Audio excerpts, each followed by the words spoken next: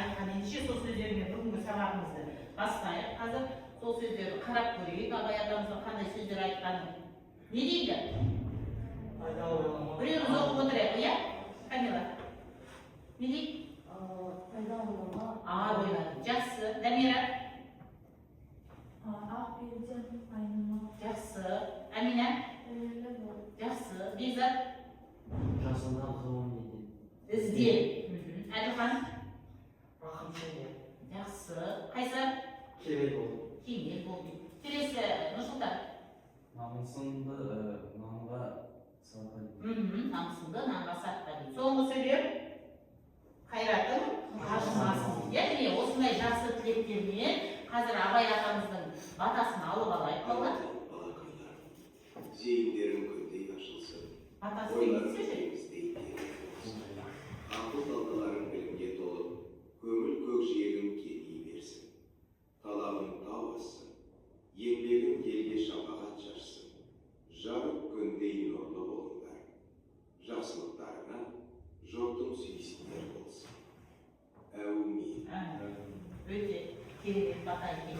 Осындай батамен енді бүгінгі сабағымызды бастайтын боламыз. Біз қазір топқа бөлініп алайық. Ол үшін мына суреттерді анықтап, қай сурет, қай түс, жылдам. Камила бастай қой. Екінші сары. Жақсы. Не дейді? Бірінші топ дейді. Қазір бірінші топқа бөлінеміз. Келесі Алина жанына кетеді. Қайсысы? Соңғысы? Жақсы. Келесі Дамира. Күлгін. Екінші топ дейді. Келесі ұлдар қайсар? Жасыл. Жасыл? Жасыл. Келесі Әділхан? Қызыл. Көріп отырмыз сандарымызды. Нұрсұлтан? Ең астын. Ең астын жасыл? Келесі Бекзат? Күлгін бірінші. Қарап алып, ендеше бір деген цифрлар бірінші топ. Жинақтала қаламыз. Бірінші топ мына жаққа жинақтала қаламыз. Бірінші топ. Екінші топ мына жаққа. Жылдан жылдан. Ертең қана дәптерлерін көрсіндер болды ма? Артық керек емес. Жақсы, топқа бөлініп алды. Енді екі топ болды, қараймыз. Отыра қал, қайсар жылдан. Екі топ болды, бірінші топ қараңдар қалар. Тіл танушылар тобы. Екінші топ бізде сөз зергерлері. Енді қазір топтық та жұмыс, жеке жұмыста, жұптық та жұмыс болады. Сондықтан мұқият боламыз. Енді өткенді пысықтап алайық. Өткен сағатта біз болашақ энергиясы туралы өткен болатынбыз. Ендеше болашақ энергиясы дегеніміз не? Кім айтады? Ал мен айтамын. Бұл қоршаған ортаға зиян келтіретін жаңартылатын өнер туындысы деп ойлаймыз. Негізінде орнында тұрып жауап беріп отырайық, балалар. Егер дұрыс болса, қазір жауабын қарап көрейік. Мен өз дұрыс жауабында алып келген болатын. Табиғатқа зияны жоқ дейді, қараңдар. Болмаса сарқылмайтын, қайта қалпына келетін энергия көздері дейді. Аминаның сұрақтары біршама, жауабы оған жақын болды деп ойлаймын. Келесі сұрағымыз: неліктен жаңартылатын энергия көздері болашақ үшін маңызды деп ойлаймыз? Неліктен? Ал қайсар? Табиғаттың энергия көздері өткен жолы айттық қой біз. Энергия көздері су, жер, күн. болашақтың дамуына және де табиғатты көркемдеуге зияндатпауға маңызды деп ойлайсың, жақсы. Ендеше қазір көрейік бізде. Дұрыс жауап қалай болды екен? Қараймыз, дұрыс жауап неме дейді? Қоршаған ортаны ластамайды дейді. Жаңа зияны жоқ деп айтып тұрмыз. Одан кейін көмір мен мұнайға тәуелділікті азайтады дейді. Және экологиялық тепе-теңдікті сақтауға мүмкіндік береді дейді. Жауабы жақын ба, қайсар? Жақын. Өйткені зиян емес дейді. Келесі сұрағымыз: сутек энергиясының артықшылығы неде? Ал сутек энергиясының артықшылығы неде? Ал Бекзат айта қойшы. қоршаған ортаға зиянсыз. Және де энергия жоғары, тиімді. Тиімді деп ойлайсың, жарайды, жақсы. Қазір дұрыс жауабын көрейік. Не дейді? Сутек энергиясы қолданғанда ауаға зиянды газдар бөлінбейді дейді. Көріп отырмыз ба? Одан кейін тек су түзіледі. Сондықтан ол ең таза энергия көзі болып табылады екен, балалар. Сондықтан біліп жібереміз. Ең таза энергия көзі бұл сутек энергиясы екен. Қазақстан үшін энергиясын дамытудың маңызы қандай деп ойлаймыз? Бұны Экспо 2017-де де дәлелдеп бердік қой. Қандай деп ойлаймыз Қазақстан үшін болашақ энергияны дамытудың маңызы? Ал Камила? Күн, жел, су деген ресурстарды тиімді қолдануға мүмкіндік береді. Және де біздің табиғатымызды таза ұстауға көмектеседі. Жақсы, ендеше дұрыс жауапты қарастырып көрейік. Камила бізге Қазақстан күн мен жел энергиясына бай ел, біз өткен жолда сарапқа болашақ энергиясын дамыту елдің энергетикалық қауіпсіздігін арттырады және тұрақты экономикалық дамуға жол ашады екен. Ендеше Камиламыз да біздің сұрағына өз ойымен дұрыс жауап берді. Енді бүгінгі сабақ, қараңдар, бүгінгі сабақтың тақырыбы білімдіден шыққан сөз. Қандай мақсатпен жұмыс жасаймыз? Бүгінгі сабақта балалар. Жаңағы мәтінде көтерілген мәселеге автор мен оқырманның қарым-қатынасын ескере отырып, сұрақтар құрастырады екенбіз. Әртүрлі тақырып бойынша өргенелегіш құралдарды ұтымды қолдана отырып, шығармашылық жұмыстар оның ішінде өлең, хат, әңгіме, шығарма жазуды ұсынады екенбіз. Бүгінгі сабақтың тақырыбы. Жақсы деп ойлаймын, осы мақсатқа біз бүгін жетуіміз керек, балалар. Жақсы, ендеше жаңа сабағымыз бізде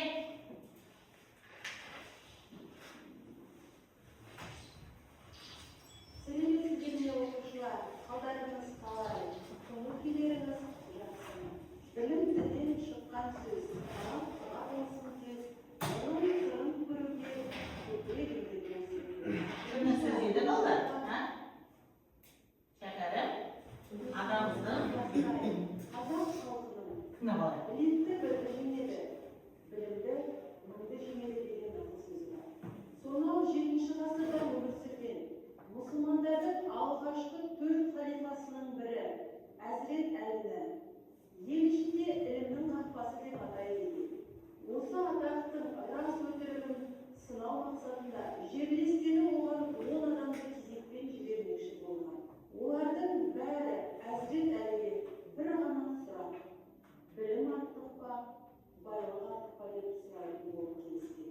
Егер осы сұраққа 10 түрлі жауап берсе ғана халифаны шын мойындамақ болыпты. Сонда Әзірет Әлі әр адам қойған бір сұраққа түрлі дәлелдемелермен былай деп жауап берген екен. Бірінші, білім артық, өйткені ол пайғамбарлардан қалған мирас, байлық, бабалардан қалған мұра. Екінші, білім артық, білімдінің жанында адал достар көп болады, ал бай адамның қасында амал достар көп болады. Үшінші, білім артық, ол досыңды көбейтеді, байлық дұшпаныңды арттырады. Төртінші, білім артық, оны қанша жұмсағанмен азаймайды, байлықты жұмсай берсең, бір күні көресіледі.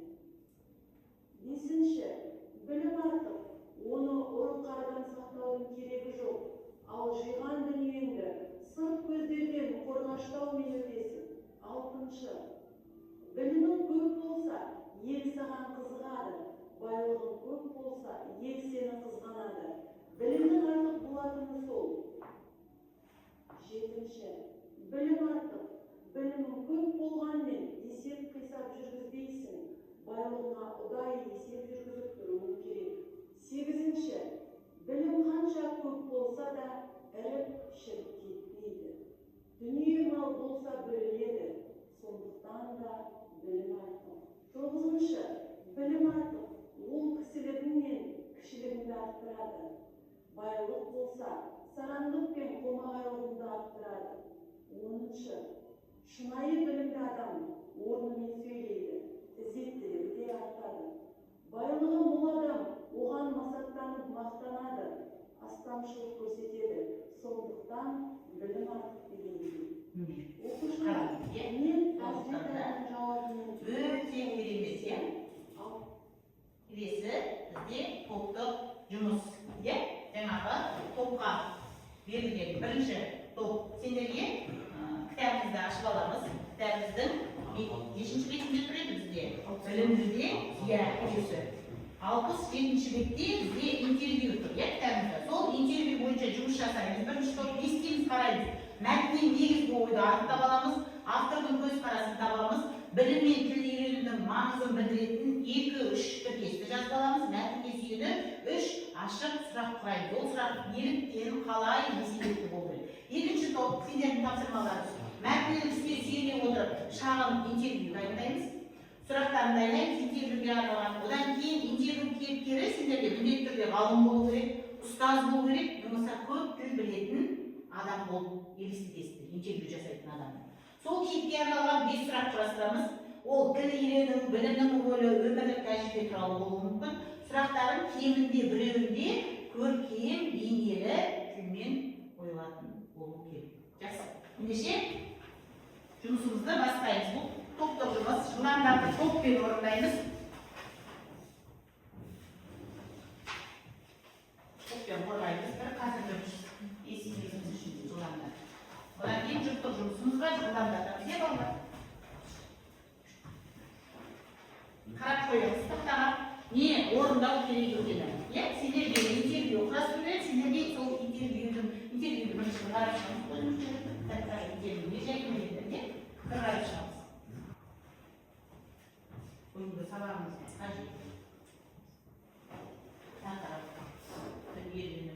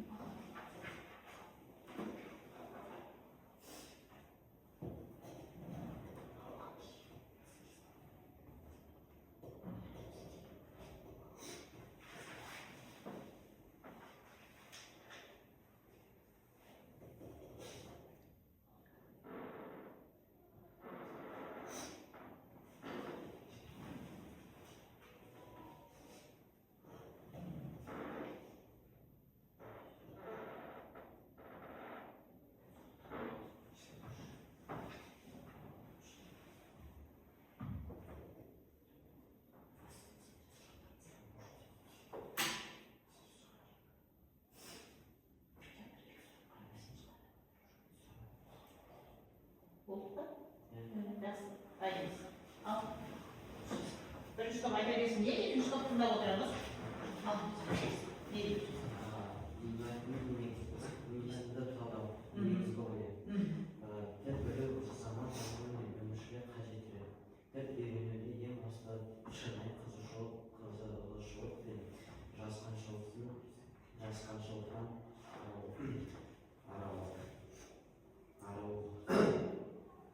Жасқаншақтықтан арылу дұрыс оқышы сөйлемді, жазға сөйлем, дұрыс та бол. Ағарай? Авторды дұрыс қарасын. Автор тіл үйрену жай ғана міндет емес, мәтіндегі таңдауын жауы деп есептеледі. Сондай-ақ тіл үйренуде қадергі болатын нәрсе ұят емес. Адамның өз бойындағы жасқаншылығы дені бағалап айтады. Иә. Ағай, толтыратын, қайнеға? Біріншісі білімнің жүргізілудің маңызды жазыңыздар. Бірінші тіркес ол елдің мәдениетін үйренуде іштей ұмтылыс болды. Яғни ол тілін меңгеруші оны тереңдеп іштей зерттеу. Екіншісі ол таңдаудың қате болмағанына, еңбегінің жемісті болғанына көзі жетті. Ол тіл үйрену арқылы оның нәтижесін көрді. Үшіншісі ол көп тіл білу заман талабы өмірге қажетті. Жақсы. Келесі біздермен болды. Мәтінге сүйеніп үш ашық сұрақ құрастырады. Бірінші міндеттен автор тіл үйрену тілі басты тілдері ұят емес жасқаншылықты деп есептейді. Екінші, қалай ойлайсыз, қызығушылық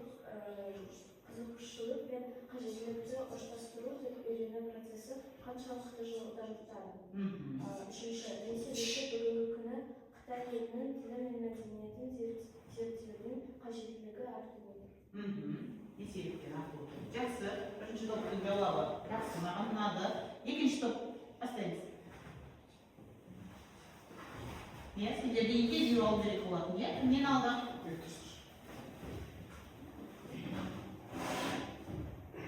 Құрметсізбек Әл-Фараби, ана тілін сақтау қазіргі заманда ауқымды мәселе екеніне келісесіз бе? Иә, ана тілі ол біздің баға жетпес байлығымыз, ең басты қазынымыз. Сіз ана тілінен басқа қандай тілдерді білесіз? Және ол тілдер біздің тілден қалай ерекшеленеді? Иә, олар араб тілі, парсы тілі және тағы басқа тілдер. Олардың тарихтары әртүрлі, қиындығы ерекшеленеді. Рас, ол тілдерді жаттау қиын болды.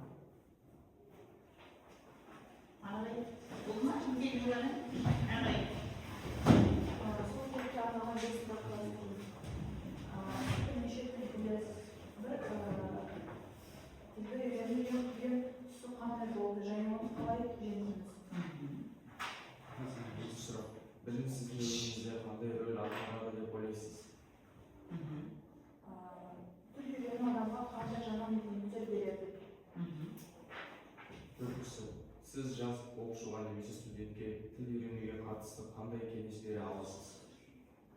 Екіншісі, егер өміріміздің бір сөйлемінен енгізсек, ол қандай болады? Жақсы. Отырамыз. Ендеше біз Әл-Фарабимен екеуді бір толықтыруға болу жерде, екеуді біз айттық қой, Әл-Фараби 70 тілді меңгерген адам, сіздерге солай тапсырма беріліп тұр. Ғұлама, ғалым, болмаса тілді меңгерген адаммен екеуді алды. Жарайды, енді бұл тапсырма орындалды деп ойлайды. Енді біраз қолымызды сергітіп алсақ, мұндағы жаттығулар жасап жүрейік. Қандай жаттығулар бізде қолға? Иә? Бір? Иә. Өйткені бізге бұл ары-қарай дұрыс жұмыс жасау үшін де қажет екен. Ұламдарды бірнеше рет қайталап жүрсек, осы жаттығулар. Иә? Жақсы болды. Рахмет. Келесі тапсырма, жұптық тапсырма қалар. Енді жұптық тапсырма бізде ары-қарай жеке тапсырмамен бағаланады. Қазір бағалау парағын беремін, иә, әркімге. Сол жұптық тапсырмадан басқа өздеріңді сабақтың соңында бағалап, маған бағалау парағына түзетін боласыңдар. Түсінді ме? Жұптық тапсырма, жұптасып алып, біз не орындаймыз, қараңдар. Не әңгіме жазамыз, не 8-10 жолдан тұратын өлең құрастырамыз бүгінгі тақырыпқа, не болмаса әңгіме, болмаса шығарма, ойланамыз жүрген, иә? Осы топта. Осы топта. Иә? Дәптеріңізді ашып, дәптеріңізді жіберіңіз. Жүктеп тапсырмасыңыз, иә? Дәптеріңіз болмайды. Көңіліңізді қоясыз да, дәптеріңізді жүктеп тапсырмасыңыз. Иә. Жүктеп, екеуі жүктасып, бір тапсырмасы орындайсыз. Не өлең құрайсыз, не хаттың құрылымын барлығын білесіз ғой. Әңгіме қалай жазылады? Қысқа ғана балалар. Көп емес, өлеңі қысқа. Өйткені бүгінгі сабақта біз мақсатқа бағана қойған болатынбыз. Қараңдар, әңгіменің өзі білімнің адам өмірін өзгертуі туралы болу керек. Қараңдар, жақшаның ішіндегі дүниелерде, иә, хат ол білімді адамға немесе болашақтағы өзіне жазу керек. Шығарма енді ол сөйлемі көп, оған үлгермей қалулары мүмкін, сондықтан өлең, хат, әңгіме өздерің білесіңдер, қайсы таңдасыңдар. Сонда бұл жұптық жұмыс. Жұптасып жұмыс жасай қоямыз. Білім жайында. Жаңа білімдіден шыққан сөз ғой біздің тақырыбымыз көбіне.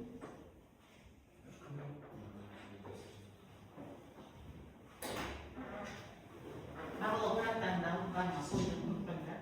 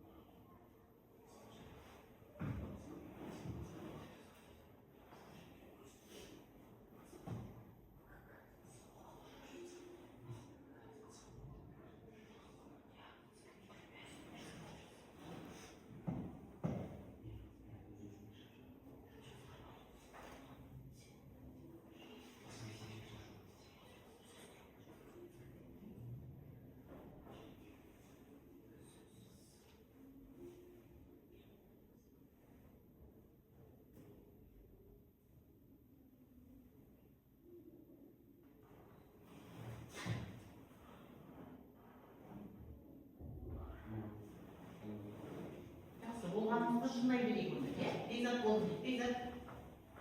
Сенде жүк болмай қалды, иә? Өзің орындадың. Енді қайсыны орындадың? Хат жаздың ба? Жақсы. Білімді адамға немесе болашақтағы өзіңе дейді. Сен кімге жаздың? Болашағым өзім. Өзіңе? Ал дәрет. Болашақтағы өзіңе қалай хат жаздың? Тыңдап отырайық, Қайсар өзің. Болашағым мен қазіргі мен білім, қазіргі сен білімді ақылды деп үміттенемін. Мемлекетте алған білімді өмірде көмектескеніне деп сенемін. Қандай қиындықтар болса да сен жеңілмей өз мақсатыңа жетесің. Әрқашан адал, еңбекқор бол және өзіңе сен. Алдыңа мақсат қойып өз мақсатыңа жет. Амалыңнан ешқашан жалғасып таппа. Құрметпен Бекзат. Құрметпен Бекзат екен. Біз хаттың көлемін сақтадық, құрылымын сақтадық. Жақсы. Өзіңе жазған хаттың, иә, қысқа нұсқа. Жақсы. Айналады болды ба? Екеуің жұптасыңдар, иә, мен екеуің. Ал сендер не жасадыңдар? Қай шығармады? Сендер де хат жаздыңдар ма? Білімді адам. Ал тыңдайық.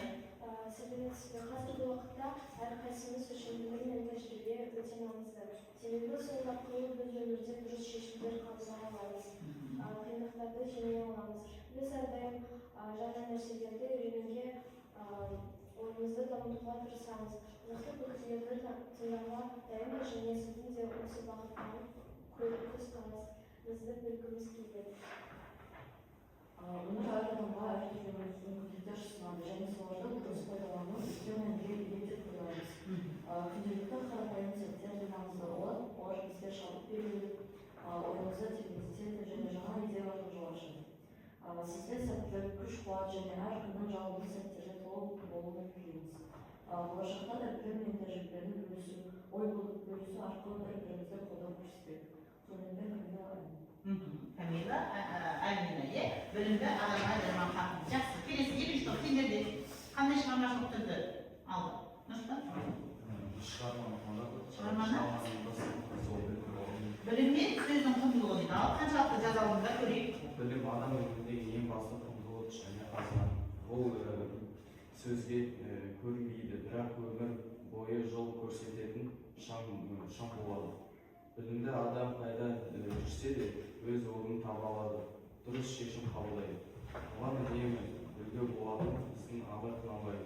Ол бізге нақыл сөздерін, білім сөздерін тастап кеткен. Абай Құнанбаев біздің қазақ елімізге деген білімге деген көзін ашты. Соның арқасында қазақ елі малдың артынан жүрмей, білімнің артынан қуалап жүр. Сөз білімнің айнасы деп аңызға адамның ойын ашық, мәдениетті әрі орта сөзбен жеткізіп біледі.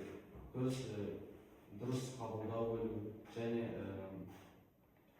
әрқашанда өзіне сенімді болу керек. Өйткені адам білімнің арқасында өзіне сенімді болса, өз қойған мақсаттарына жеткізе алады.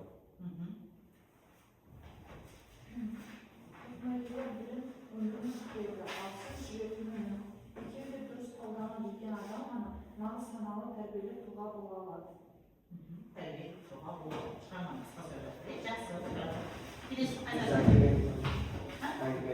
Әңгіме білім, оның әңгімелерін білімнің адам өмірін өзгерту туралы. Ал жақсы. Қандай әңгіме? Білім адамдардың басты байлығы. Көп адамдар білімді болымсыз келе жоқ зат деп ойлайды. Бірақ білім арқылы байлық келетінін ешкім ескермейді. Көптеген ғалымдар, жазушылар ең басында кедей отбасынан шыққан болған. Олар білімге құштарланып дұрыс жол таңдап өмірлерін өзгерткен. Жазушылар өз елін шығармаларымен танытып жатса, ғалымдар түрлі техникалармен дамытқан. Білім адам өмірін өзгерте алады деген оймен келісемін.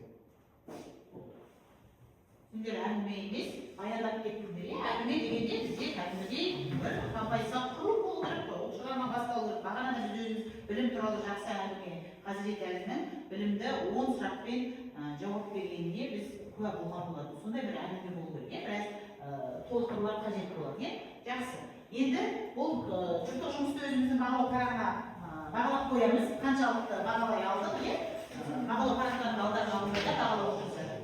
Келесі бізде жеке жұмыс, балалар. Бұны асық ойын арқылы алдым. ойын арқылы алдым, иә, бұл немені жеке жұмысты. Бұл жұмысты қалай орындаймыз? Қазір бір асықты таңдаймыз, сол асықтан сұрақ түседі, сол сұраққа ойланып отырамыз да, одан кейін жауап беретін боламыз. Бірінші топ бастайық. Бекзат, қай асықты аласың? Ортадағы. Нешінші топ? Ортадағы ма? Жақсы. Не дейді? Көркем сөздің білімді жеткізудегі рөлі қандай? Ойланып отыр, иә? Көркем сөзді бағана айтып жатырмыз ғой, жазып алсаң да болады қазір сұрақты ұмытып қалмау үшін. Көркем сөздің білімді жеткізудегі рөлі қандай? Өзіңнің ойыңды бір-екі сөйлеммен болсын қазір жеткізіп беруге тырыс. Көркем сөздің білімді жеткізудегі рөлі қандай? Әсіресе көркем сөз жайында ол. Келесі, Камила, қай сұрыңыз? Ең бірінші үстідегі? Жақсы. Бұнда қандай сұрақ кетті? Білімді сөз неліктен құнды? Е, осы сұраққа жауап беріп көр. Бүгін біз білімді сөз туралы айтып жатырмыз ғой. Білімді сөз неліктен құнды? Өзіңді қазір бір-екі сөйлеме маған айтып берсең болады. Келесі кім таңдайды асықтағы? Соңғысы ма? Жақсы. Одан қандай сұрақ шығады? Неліктен білімді адам сөзіне сенім артамыз? Неліктен білімді адам сөзіне сенім артамыз? Жазып алдың ба? Не болмаса есіне сақтауға да болады, сондай қиын емес қой. Неліктен білімді адам сөзіне сенім артамыз? Соған жауап іздеп отыр бір-екі минутта. Келесі бізде қай асық қалды? Камера? Екінші тұрған асық бар? Білім адамның өміріне қалай әсер етеді? Соған өз ойыңды жинақтап отыр. Келесі бізде кім қалды? Әділхан? Мына ең соңғы асықты. Білімдіден шыққан сөз тіркесі нені білдіреді дейді? Ойыңды жинақтап отыр. Білімдіден шыққан сөз тіркесі нені білдіреді? Енді жауаптарымызды ақырындап. Сонда қиын емес берген сұрақтар. Мен де өзім соған сұраққа жауабын алып келгенмін. Қазір сол жауаппен сендер жауаптар сәйкес бола ма, соны бірге қарайтын боламыз. Бұл жеке тапсырма. Содан жауап беруге болады.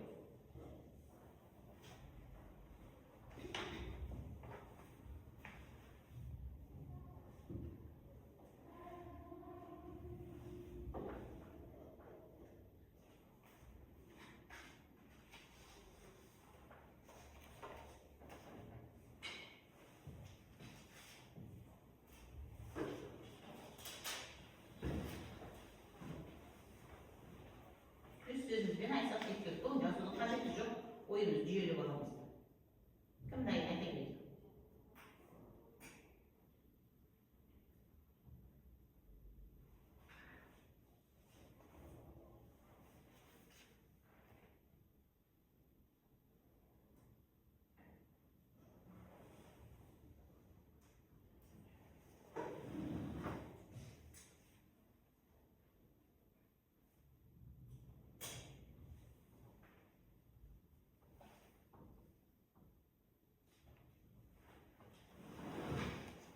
Болдық па?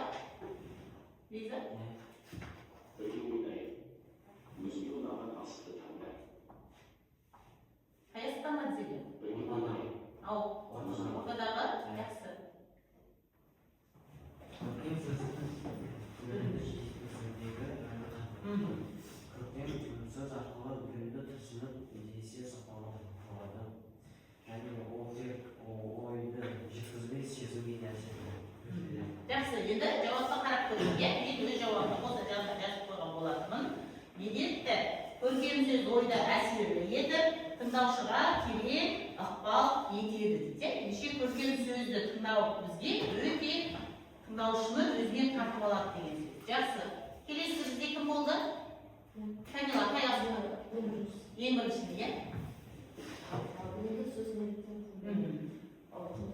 Білімді сөз ол жай ғана айтылып, ол мүмкін адамның іс-әрекетіне немесе ойына әсер етуі мүмкін. Сондықтан ол өте құнды және маңызды дейді. Маңызды емес. Ал дұрыс, менің әкелген жауабымды қоса қарап қойып, қаншалықты айтты? Себебі білімді сөз адамды ойлануға, дұрыс шешім қабылдауға жетелейді дейді. Ендеше дұрыс болды ма жауаптарың, дұрыс болды ма аңғарып отырыңдар. Келесі кім? Ал Нұрсұлтан қайсыны алып еді? Ең ақырғы ма? Ал бұнда не дейді? Неліктен білімді адам сөзіне сенім артамыз? Өйткені қарапайым адамнан гөрі білімді адам ол өзіне сенімді болады, және де әрқашан ол білімді болғанмен саған көмектесуге құштарлығы болады. Ол білімді болғанмен саған нақты әлде оңай түрде түсіндіріп береді қалаған сұрағын. Сондықтан саған солай түсіндіріп берген үшін біз оған көбінесе сенім артамыз. Жақсы, көрейік, иә? Жауапқа жете алдық па? Өйткені оның сөзі өмірлік тәжірибемен терең ойға негізделеді дейді. Жалпы оның маңайына барады. Жақсы, отыра ғой. Ендеше білімді адам үнемі өмірлік тәжірибесіне және терең ойына сенеді екен. Келесі, Дамира, сен қайсыны алып жүрсің? Нама? Жақсы. Білім адамның өміріне қалай әсер етеді? Білім адамның өміріне қатты әсер етеді. Себебі ол өмір бойы жоқ жететін шам сияқты. Өз өмірінде орын таба алатын және дұрыс шешімге құштарлайтын зат. Және де нағыз білімді адамның қасында нағыз достар болады. Жақсы, бағанағы айтқан әңгімелерден, енді қазір жауапты қарап көрейік. Білім адамның көзқарасын кеңейтеді екен, болашағын айқындайды екен. Ендеше үнемі білімді болуға тырысамыз. Бүгінгі сабақта біз білім кілті арқылы маған қиын болғаны, сұрақтарым бар ма, жалпы менің бәрін түсіндім дегенде бір-екі өз ойларыңды шығып басып кетсеңдер, қайсыбір дұрыстар жылдарымыздан басып береміз. Бүгінгі сабағымызды келесі Камила бірінші болсын жылдар. Бүгінгі сабағымызды осымен аяқтаймыз. Келесі Зәйтара басып береді. Бекзат, ұнатына түсінгенің бар ма, сұрағыңыз бар ма? Келесі Әділхан. Енді үйде тапсырманы алып алайық. Әмина, келе береміз. Үйде тапсырма кітаптарында 68-ші бет, 4-ші тапсырма. 68-ші беттен 4-ші тапсырма мақал мәтелдері көреген. Сол мақал мәтелдерді қатыстырып, білімнің адам өмірінде алатын маңызы туралы ой қозғап келеміз.